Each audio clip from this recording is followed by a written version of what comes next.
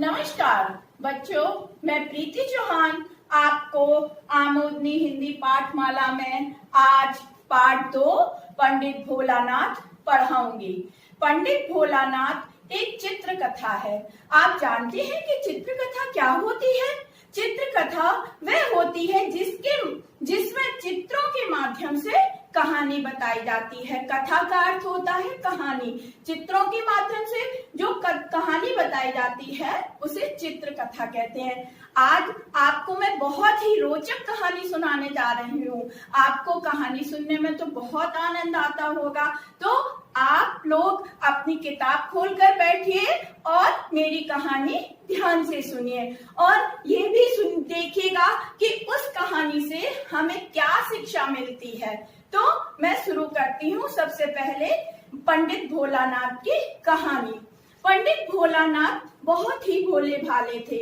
एक बार एक यजमान ने उन्हें अपने घर पर भोजन के लिए बुलाया, तो पंडित भोलानाथ उनके घर भोजन करने गए और भोजन उन्होंने खूब मन प्रेम से उनका आदर सत्कार किया। भोलानाथ ने ढेर सारा खाना खाया और खूब खुश हुए। उसके बदले में यजमान ने क्या किया? यजमान ने पंडित भोलानाथ को एक बकरी दान में दी और कहा कि पंडित जी, आप ये बकरी का बच्चा अपने घर पे लेके जाइए, इससे आपके और आपके बच्चों का भरण पोषण होगा। पंडित भोलानाथ बकरी के बच्चे को लेकर चल दिए। अभी वो थोड़ी दूर ही चले थे तो उन्हें लगा कि ये बकरी का बच्चा मासूम सा छोटा है, ये थक गया होगा। तो उन्होंने उस बकरी के बच्चे को अपने कंधे पर बिठा लिया। फिर उसके बाद में क्या हुआ बच्चों? फिर उसके बाद में उधर से 3 ठग आ रहे थे। तो उन 3 ठगों ने देखा कि भोलानाथ ये बकरी के बच्चे को कंधे पर बिठाए हुए ले जा रहे हैं, क्यों ना इन्हें ठग लिया जाए। तो उन तीनों ठगों ने क्या किया? उन तीनों ठगों ने आपस में ये विचार किया कि चलो इन्हें ठगने की योजना बनाते हैं। फिर उसके बाद में पहला ठग पंडित जी के पास गया और बोला, राम राम पंडित जी। पंडित जी बोले, राम राम, कहाँ जा रहे हैं आप पंडित जी? ठग ने पंडित जी से कहा। तो पंडित जी बोले कि मैं एक यजमान के घर भोजन करने गया था, तो यजमान ने मुझे दक्षिणा में ये बकरी का बच्चा दिया है। तो पता है उस ठग ने क्या कहा? उस ठग ने कहा कि अरे पंडित जी, ये बकरी का बच्चा नहीं है, ये तो कुत्ते का बच्चा है जो आप अपने कंधे पर बिठा के ले जा रहे हो। पंडित जी बोले, अरे नहीं नहीं, ये बकरी का बच्चा है।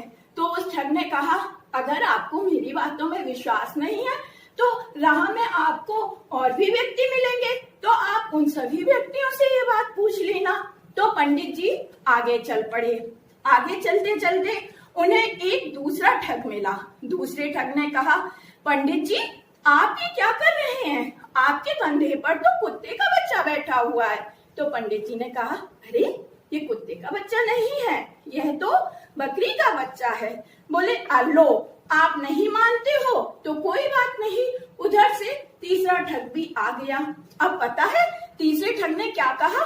तीसरे ठग ने भी यही बात की कि देखिए पंडित जी, आप तो अपवित्र हो गए, आपका पूरा शरीर गंदा हो गया है। अपवित्र मीन्स गंदा।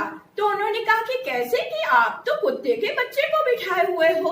पंडित जी ने सोचा, एक व्यक्ति, 2 व्यक्ति, तीनों ही व्यक्ति इस बात को बार बार दोहरा रहे हैं। मुझे ऐसा लगता है कि कहीं ऐसा तो नहीं कि यजमान ने मुझे कुत्ते का बच्चा ही दे दिया हो। तो पंडित जी ने ऐसा सोचा और सोचकर उस बकरी के बच्चे को वहीं छोड़ दिया और वापस यजमान के घर पहुंच गए। और यजमान के घर पर जाकर उन्होंने वो सारी बात बताई कि आपने मुझे बकरी का बच्चा नहीं, कुत्ते का बच्चा दिया। तो यजमान ने पंडित जी से कहा, पंडित जी, वे धूर्त ठग थे और उन ठगों ने आपको ठग लिया। अब क्या हुआ? अब तो आप ठग गए। पंडित जी बेचारे क्या करते? तो यजमान ने कहा कि आपको उन धूर्तों की बातों में नहीं आना चाहिए। पंडित जी बहुत दुखी हुए और दुखी मन से उन्होंने अपना माथा पीट लिया और कहने लगे कि मुझे उन ठगों की बातों में नहीं आना चाहिए। इस कहानी से बच्चों क्या शिक्षा मिलती है? इस कहानी से बच्चों हमें यह शिक्षा मिलती है कि हमें बिना सोचे समझे किसी भी कार्य को नहीं करना चाहिए। अर्थात हमें जो भी कार्य करना चाहिए वह अपने मन से करना चाहिए, हमें दूसरों की बातों में नहीं आना चाहिए। तो इस कहानी से हमें यह शिक्षा मिलती है। बच्चों, अब मैं आपको पाठ 2 पंडित भोलानाथ के शब्दार्थ बताती हूँ। यजमान, धार्मिक कार्य कराने वाला। छल कपट, धोखेबाजी, अपवित्र, गंदा, धूर्त, कपटी, ठग। योजना, किसी काम को करने का विचार। बुद्धि, दिमाग। स्नान, नहाना। सलाह, मशवरा या परामर्श। बच्चों, आपको ये शब्दार्थ और प्रश्नोत्तर अपनी कॉपी में करने हैं। इसके बाद में अब आपको एक रोचक कहानी पार्ट 3 में भी सुनाऊंगी। धन्यवाद।